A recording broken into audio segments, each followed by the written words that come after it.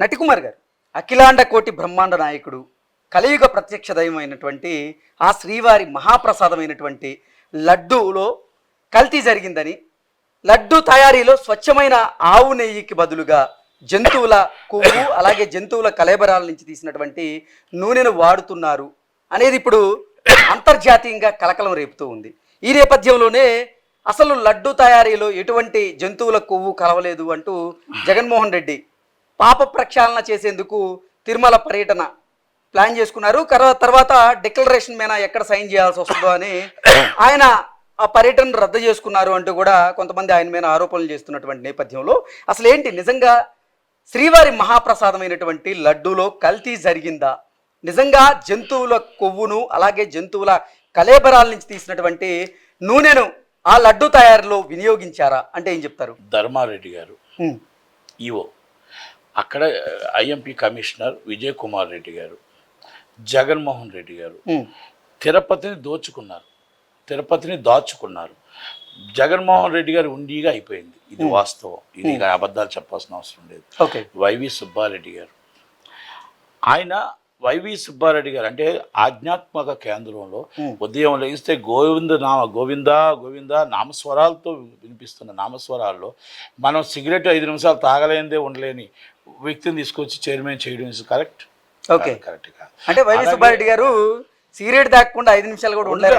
దేవుని మీద ఉదయం లేసి 24 గంటలు పూజించి 24 గంటలు మొత్తం టోటల్గా పంచి కట్టుతో ఉండగలగాలి. అవన్నీ దేవుడు నామస్వరాలతో ఉండాలి. మరి జగన్మోహన్ రెడ్డి ఏమో వైవి సుబ్బారెడ్డి సూపర్ స్వామి అంటూ కూడా ఆయన చెప్తూ ఉన్నారు. సూపర్ స్వామి కాదని వాళ్ళు చెప్పారు.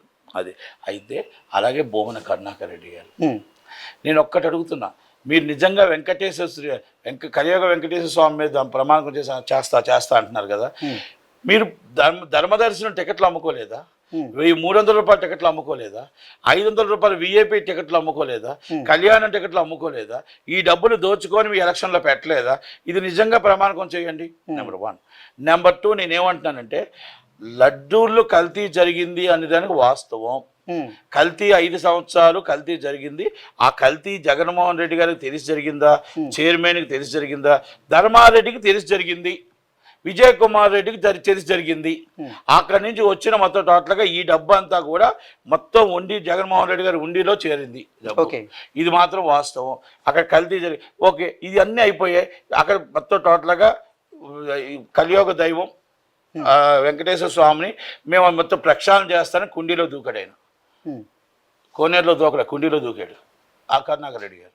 ఓకే, ఆ కుండీలో దూకేటప్పుడు నేను ఒక టికెట్ అమ్ముంటే, నా భార్య కానీ నా పిల్లలు కానీ ఒక టికెట్ అమ్ముంటే, మేము రూపాయి ఖర్చు ఉంటే ఇలాగే మేము పోతాం వెంకటేశ్వర స్వామి మీకు మా 20 రూపాయలు అని ఉంటే బాగానే ఉన్నాను. నేను నీ కలపలేదు, నువ్వు నీ కలపవచ్చు, మీ నాయకుడు కలిపి ఉంటాడు కదా, మీరు కలపవచ్చు, మీ నాయకుడు కలిపి ఉంటాడు కదా. ఒక్క టికెట్ అయినా మీ దగ్గర ఉందా? ఒక్క టికెట్ అయినా బయటకు ఇచ్చారా? అమ్ముకుంటూనే ఉన్నారు కదా. ఇది అయిపోయింది. మీరు జగన్మోహన్ రెడ్డి గారి కోసం చెప్తున్నారు. జగన్మోహన్ రెడ్డి గారు నేను తిరుపతి వస్తాను అని చెప్పింది పోలీసులు అడ్డుకుంటారని ముందే చెప్పిన తర్వాత పోలీసులు అడ్డుకోపోతేప్పటికి ఆయన విత్డ్రా చేసుకున్నాడు తప్ప, పోలీసులు అడ్డుకుంటారు, నా అవసరం చేస్తారు, మొత్తం టోటల్గా ఆగిపోద్దని ఆలోచన ఇచ్చాడు. ఫ్రీగా వదిలేసేటప్పటికి అమ్మో ఎందుకు ఈ తలనొప్పి నాకు, అక్కడ నన్ను శుభ్రంగా ఏసు రాళ్ళుతో కొట్టేటట్టు ఉన్నారు జనాలు, భక్తులంతా నా మీద రివర్స్ అయిపోయేటట్టున్నారు. అక్కడ ఉన్న రిపోర్ట్ అందరూ చెప్పుంటారు, సార్ మీరు వస్తే ఈరోజు రాళ్ళుతో కొడతారు సార్, లడ్డూలతో కాదు కొట్టేది, కనుక దయచేసి రాళ్ళు రెడీగా పెట్టుకుంటారు భక్తులు, అంత కోపతాపాలతో ఉన్నారు సార్, మీరు రావద్దు సార్ దయచేసి, అయిపోయింది కానీ మీరు రావద్దు సార్ అన్నారు. నన్ను ఇక్కడ పోలీసులు అడ్డుకోవట్లేదంటే ఏదో విధంగా మీరు ఆగిపోండి సార్ అంటే, జగన్మోహన్ రెడ్డి గారు జగన్నాథ్ రథచక్రాలు అందరికీ తెలుసు, ఆయన నాటకాలు అందరికీ తెలుసు. ఫస్ట్ ధర్మారెడ్డి గారిని అరెస్ట్ చేయాలి. ఓకే, సెకండ్ విజయ్ కుమార్ రెడ్డి గారిని అరెస్ట్ చేయాలి. వాళ్ళిద్దరిని అరెస్ట్ చేస్తే ఇక్కడ మాయలు మతంత్రాలు కుతంత్రాలు కుళ్ళులు మొత్తం బయటకు వచ్చేస్తాయి.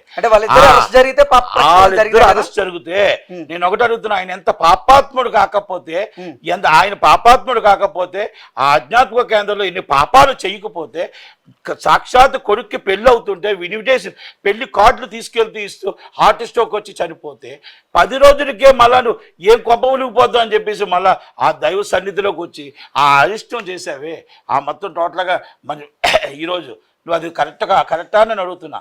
దైవ సన్నిధిలోకి రావచ్చా అని అడుగుతున్నా. కన్న కొడుకు చనిపోతే ఎన్ని రోజుల్లో రావాలి, ఎలా ఉండాలి, అది మీకు తెలియదా సాంప్రదాయం అని అడుగుతున్నా. ఆ సాంప్రదాయాన్ని ఎక్కడ పక్కన పెట్టారని అడుగుతున్నా. బోమన కరుణాకర్ రెడ్డి గారు సమాధానం చెప్పానండి, వేవి సుబ్బారెడ్డి గారు సమాధానం చెప్పానండి, అంబటి రాంబాబు సమాధానం చెప్పానండి. ఇక్కడున్న రమణా దీక్షితులు గారు కూడా చెప్పాలి సమాధానం. వీళ్ళందరూ కూడా అది 10 రోజులకి 12 రోజులకి మనం రావడం అనేది కరెక్టా? ఒక కొడుకు చనిపోతే మనం ఇన్ని పాపాలు చేసి ఉంటే అది జరుగుంటుంది.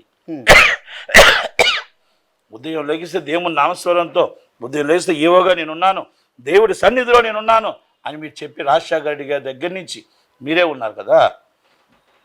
మరి ఉండి దేవుడికి మీరు సాయం చేసి ఉంటే దేవుడు మీకు ఎందుకు అన్యాయం చేసి ఉంటాడు? అంటే ఒక్కటి మాత్రం చెప్తున్నా, ఇక్కడ సిబిఐ కేసుని తప్పించుకోవచ్చు, ఇక్కడ జైలుని తప్పించుకోవచ్చు, ఇంకొకటి తప్పించుకోవచ్చు. స్వామివారి దగ్గర నుంచి శిక్ష తప్పదు. స్వామివారి దగ్గర నుంచి లేటు కావచ్చు, శిక్ష తప్పదు. ఇది వాస్తవం. ఆయన దగ్గర వడ్డీ కాసుల వాడికి వడ్డీతో సహా వసూలు చేసుకుంటాడు. ఎట్టి పరిస్థితుల్లో ఆయన వదలడు.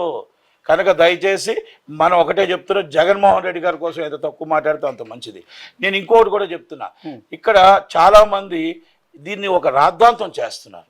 ఇది నాట్ కరెక్ట్ రాద్ధాంతం. ఇక్కడ ఎందుకంటే హిందూ మతం ఎంత గొప్పదో ముస్లిం మతం కూడా అంతే గొప్పది. వాళ్ళకి ముస్లిమ్స్కి వాళ్ళకి మతం గొప్పదే, వాళ్ళకి మసీదులు చాలా గొప్పవి.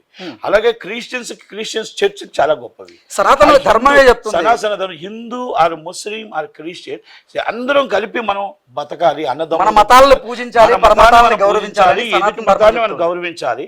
ఇక్కడ చాలా మంది మొత్తం టోటల్ గా హిందూ అనిపిస్తాం, జై శ్రీరామ్ అనిపిస్తాం, గోవింద అనిపిస్తాం. ఇది కరెక్ట్ కాదు. ఎందుకంటే ఆయన అల్లాహ్ని పూజించేవాడు అల్లాహ్ని పూజించాలి. మన అల్లాహ్ మన దేవుడే. ఈ క్రిస్టియన్, ఈ చర్చు మన దేవుడే, ఏడుకొండల వాడు మన దేవుడే.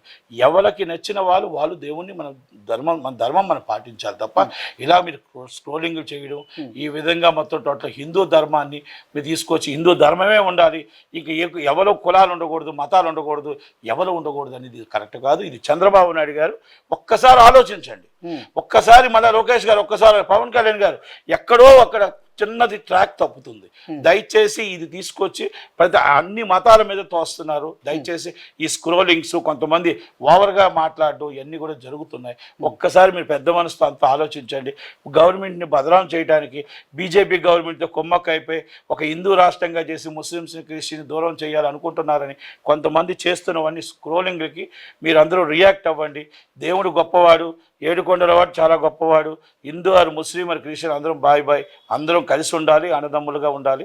కనుక మీరు లడ్డూ మీద ఎవరు చేశారు తప్పు వాళ్ళని చర్య తీసుకోవాలి, యాక్షన్ తీసుకోవాల్సిందే. కాదని చెప్పట్లే, ఈ స్క్రోలింగ్లు మాత్రం ఇలాంటివి ఆపవలసి వస్తుందని. సార్, అసలు ఈ శ్రీవారి సొమ్మును స్వాహా చేసేందుకే ఇప్పుడు శ్రీవారి మహాప్రసాదమైనటువంటి లడ్డూను కల్తీ చేశారా, లేదంటే సనాతన ధర్మం మీద జరుగుతున్నటువంటి కుట్రగా దీన్ని భావించవచ్చా అంటే ఏం చెప్తారు? అది మనం చెప్పలేమండి. ఆయన కుర్చీ మాత్రం కావాలి, డబ్బు కావాలి, ఆ రెండు నాకు తెలుసు. అంతే తప్ప సనాతన ధర్మం మీద ఆయన దెబ్బ కొట్టేంత బుర్ర ఆయనకి లేదు. ఓకే, ఒకటి మాత్రం తెలుసు, ఆయన కుర్చీ కావాలి, కుర్చీ పోయింది, డబ్బు కావాలి, ఆ డబ్బుకి ఆయనే కాపలా ఉండాలి, ఇంకొకరు నమ్మడు ఆయన. ఓకే, ఆ డబ్బుకి ఆయనే కాపలా ఉండాలి. అందుకే ఆయన ఎక్కడ ఉంటే అక్కడ వెనకాలే డబ్బు ఉంటుంది, అంతే. ఇంకా అంతకన్నా వేరే చెప్పాల్సిన waste. Thank you very much. Okay.